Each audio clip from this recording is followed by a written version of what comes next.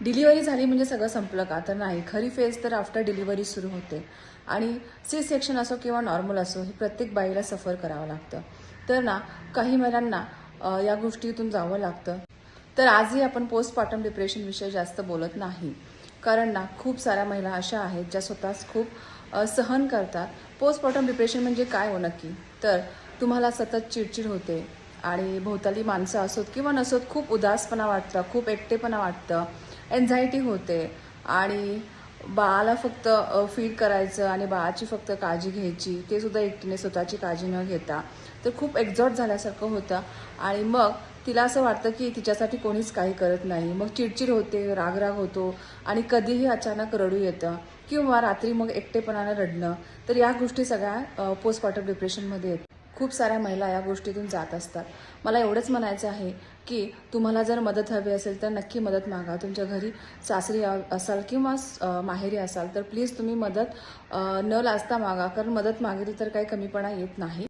पण का तुम्ही घरच्यांपासून दूर राहत असाल, फक्त दोघंच राहत असाल ना, तर अशा वेळी हे खूप जाणवतं. तर अशा वेळेस प्लीज ना तुम्ही स्वतःची काळजीसुद्धा घ्यायला सुरू करा आणि जेवढं पॉसिबल आहे तेवढा बाळामध्ये वेळ गुंतवा आणि बाळासोबत खेळत राहा, हसत राहा, जेणेकरून तुम्ही या गोष्टीमधून ना बाहेर पडाल. आणि ओव्हरथिंक अजिबात करू नका.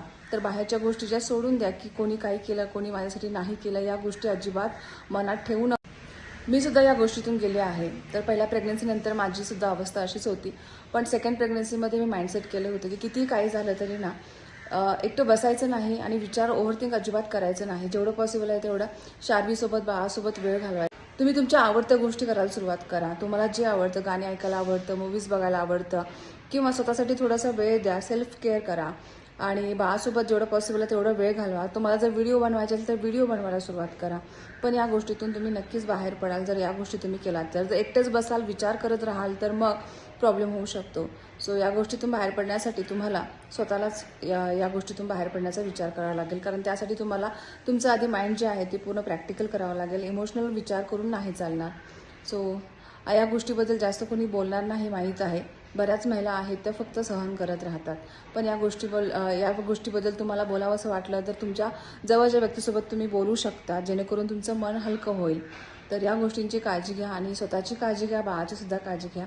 भेटूया आपण नेक्स्ट व्हिडिओमध्ये. तोपर्यंत बाय बाय.